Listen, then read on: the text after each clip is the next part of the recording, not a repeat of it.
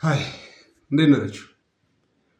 አንዳንዴ እድል የምንፈልገው ቦታ ላይ ሊያስቀምጠን ይችላል።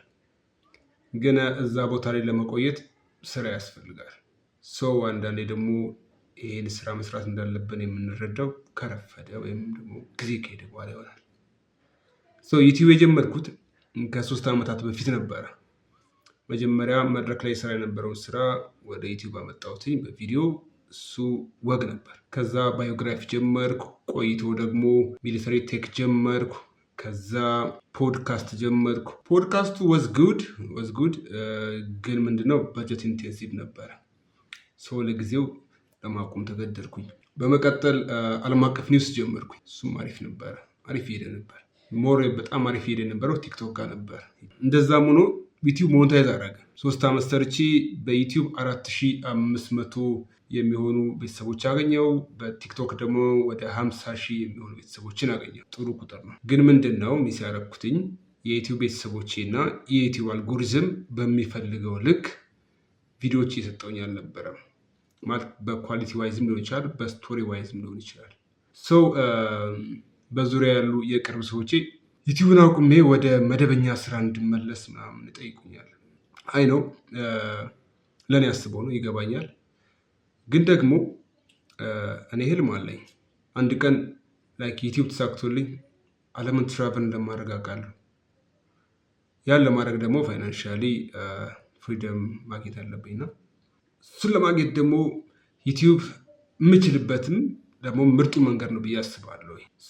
ይሄን ህልም ደግሞ እኔ በምረዳበት ልክ ሌላ ሰው እንዲረዳ መጠበቅ የዋህነት ነው። ልክም ማለት ነው። ደግሞም ስራም ስንሰራ እኛ ራሳችን ያሰብንበት ቦታ ለመድረስ እንጂ ሰው ፕሩቭ ለማድረግ ምናምን ለመስራት ያለብን። ከዛ በላይ ደግሞ ስራ ተቀጥሬ ገንዘብ እያገኘው ብቻ ምናምን መኖር ህይወት ነው ብዬ አላምንም። ምክንያቱም ገንዘብ ለሁሉም ነገር መፍትሄ አይሆንም።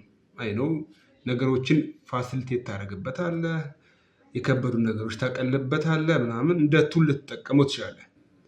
ግን በገንዘብ ብቻ ህይወት አትገነባም።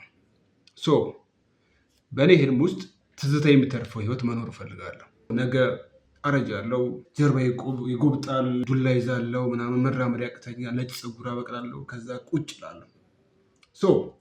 ያን የማወራው አይነት ታሪክ ካልተረፈኝ ህይወትን ከስሬያለሁ ብዬ ነው የማስበው። መቀየር ያለብን ህልማችንን ሳይሆን ስትራቴጂውን ነው ማለት ነው። ምን እያሰብኩኝ ነው?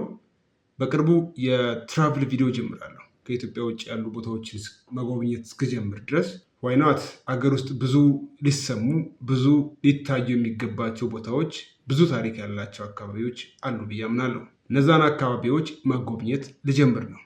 ስለዚህ ይሄኛው አሁን የተጠቀምንበት ያለው የዓለም አቀፍ ዜና የምንሰራበት ቻናል ከዚህ በኋላ የጉዞ ቪዲዮዎችን የማስቀምጥበት ቻናል ይሆናል ማለት ነው።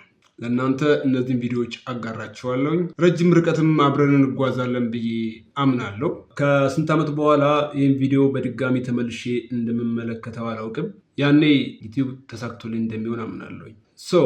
የመጀመሪያችንን የጉዞ ቪዲዮ ከአዲስ አበባ በስተምዕራብ በኩል 42 ኪሎ ሜትሮችን ተጉዘን ከባህር ጠለል በላይ 1500 ሜትሮችን ከፍ ብለን አዲስ ዓለም ማርያምን አብረን እንጎበኛለን። በቅርቡ በድጋሚ እንገናኛለን።